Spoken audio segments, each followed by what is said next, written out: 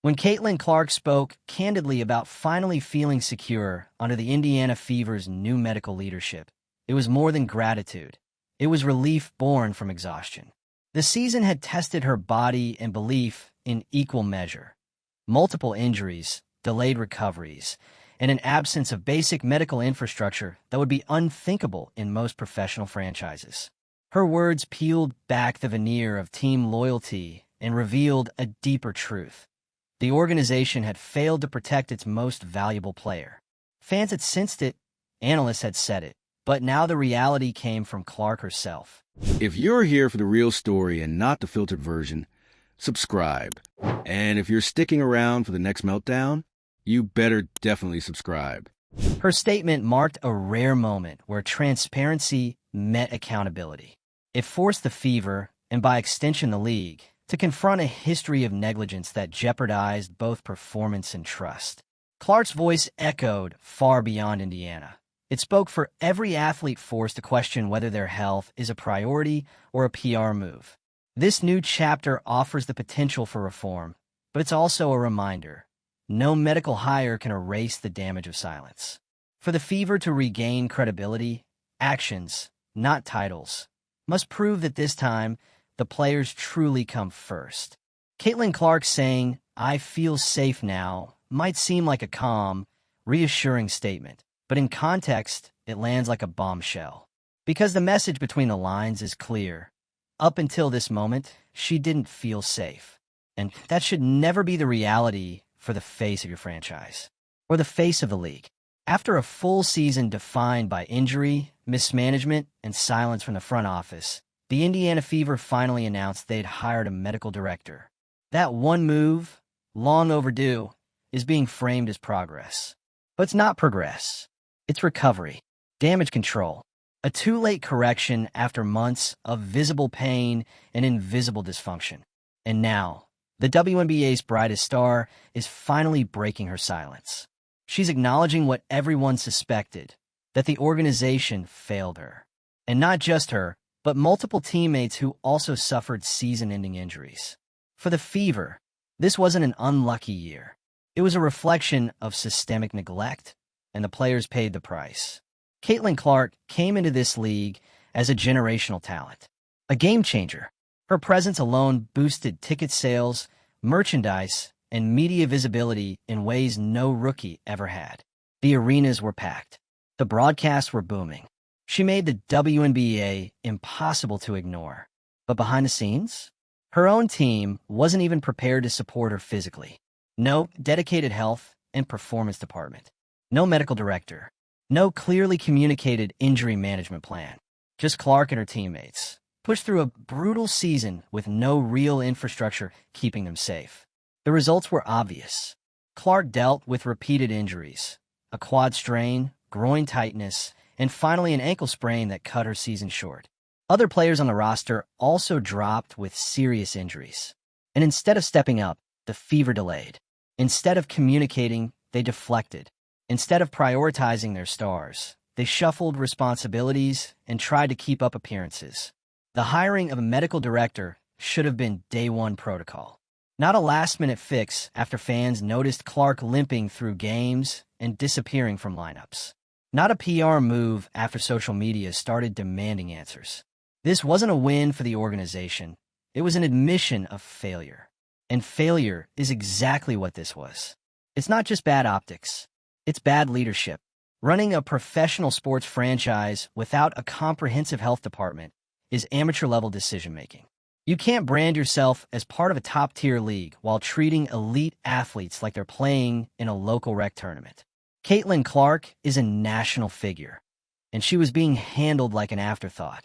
Then there's the public narrative. Fever leadership went out of their way to downplay Clark's centrality to the team's future. Stephanie White publicly emphasized Kelsey Mitchell as the core of their rebuild, not Clark. That kind of positioning would be controversial under any circumstance. But in the middle of a season where Clark was dragging the franchise in the national spotlight every week, it felt insulting. Fans noticed. The backlash was immediate. Social feeds erupted with frustration, confusion, and a clear message. This isn't how you treat your star. Not when she's selling out arenas in every city. Not when she's putting up numbers, playing through pain, and serving as the face of your brand. And then came the allegations that the Fever may have manipulated Clark's injury timelines, that they downplayed the extent of her physical issues to maintain ticket sales, that they kept fans in the dark to keep the hype alive. There's no confirmed proof, but the pattern is there. The vague status updates, the inconsistent minutes, the way she'd be listed as day-to-day, only to vanish from the lineup without warning. Fans weren't just speculating, they were reading between the lines. And what they saw was a franchise trying to ride the momentum of a media darling while quietly ignoring her well-being. If there's even a shred of truth to those allegations, it's a scandal. And it should force a reckoning, not just for the Fever, but for the WNBA itself. Because this goes beyond one team's missteps. It reflects a league that still hasn't fully adapted to the demands of hosting elite-level talent. You cannot attract players like Caitlin Clark and then run your organizations like you're still trying to figure it out. And here's the core issue. Clark's value is quantifiable. She brought in new fans. She raised TV ratings. She sold out venues that had never seen full attendance. And yet, when it came to basic medical protection, she was on her own. That's not just a leadership failure. It's a total disconnect between image and infrastructure. You don't build a league around someone and then leave them exposed. You don't leverage her for national attention and then prioritize other players in your strategic messaging. And you absolutely don't let her walk through a season of injuries without the most basic support staff in place. That's why fans are calling for a trade. They've seen enough. They watched Clark give everything to an organization that gave her half measures in return. They saw her play through pain while the front office stayed silent. They saw her value weaponized for revenue, but not protected in the locker room. And now, the trust is gone. For many, the only logical next step is for Clark to take back control of her career and go where she's supported fully, not just when it benefits the bottom line. Because this isn't just about recovery. It's about respect. The fact that Clark even had to say, "I feel safe now," speaks volumes.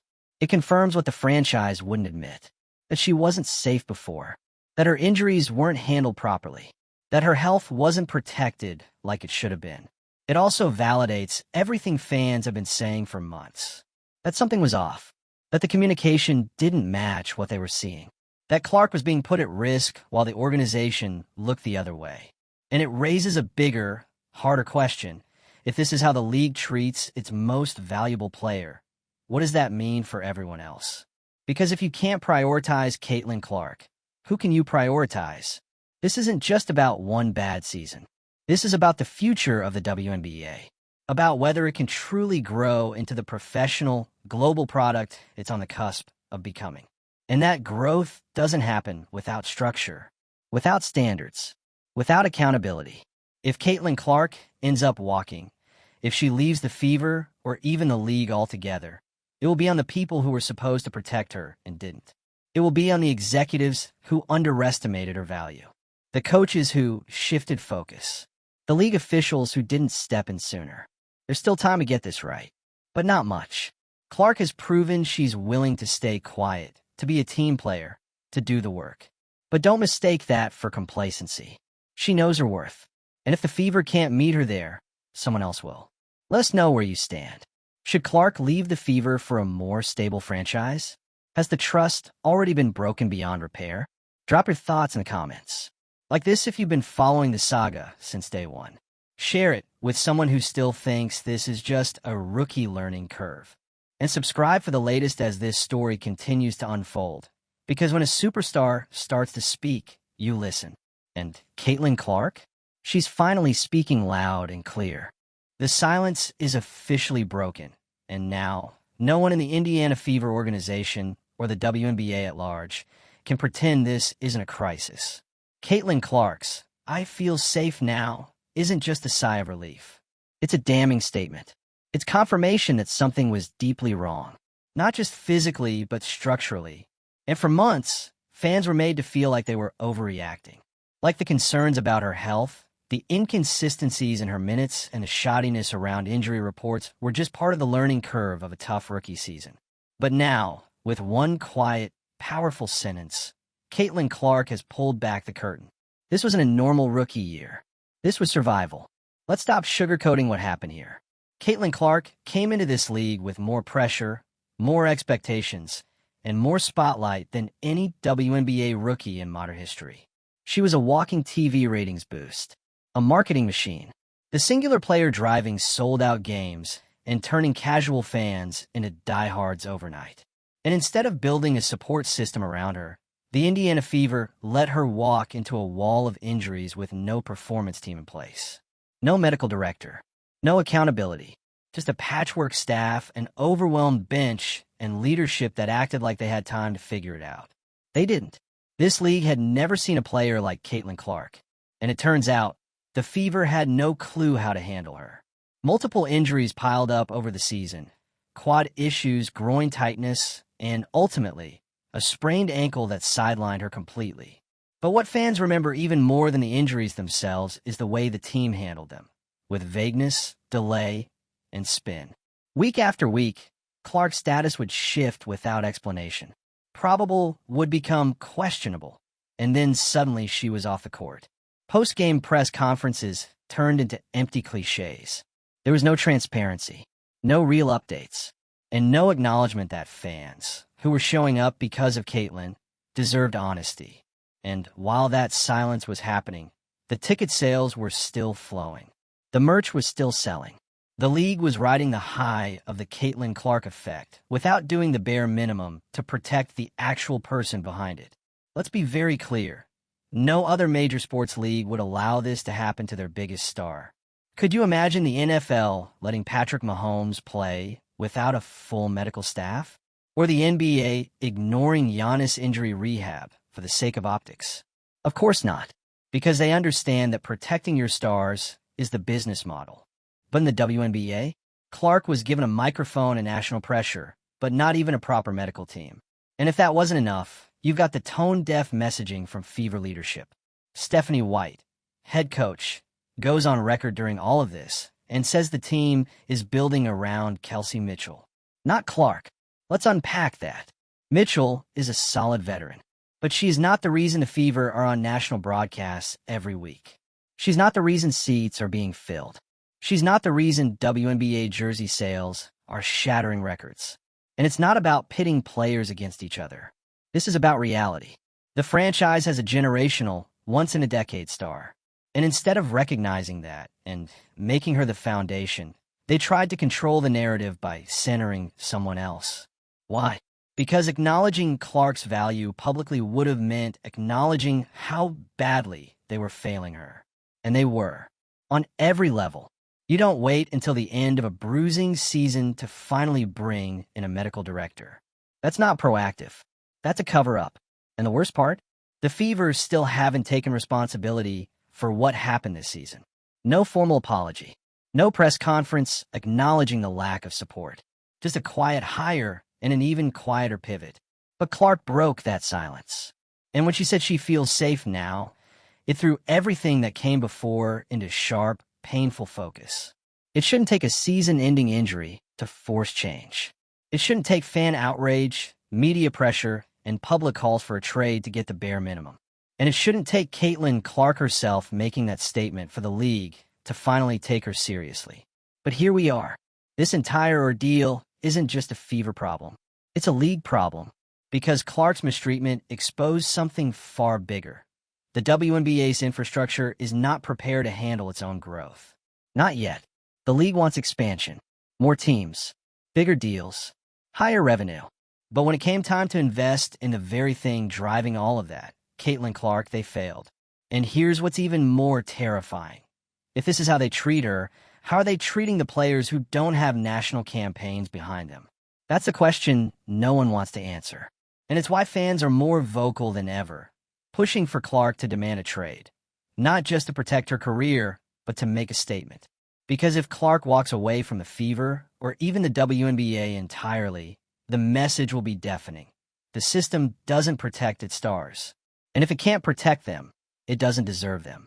The truth is, this entire situation should have been avoided. Clark never should have had to play through injury without proper care. Fans never should have had to connect the dots between vague updates and visible pain. And the organization never should have gambled with the health of a player who literally revitalized their franchise. But they did. And now they're trying to move forward like nothing happened. But fans have long memories. And so does Clark. She may be smiling now. She may be saying the right things. But don't mistake that for forgetting. Athletes at her level don't forget when they're failed. And they don't settle for excuses. So the pressure's on. The Fever don't just have to rebuild their roster. They have to rebuild trust.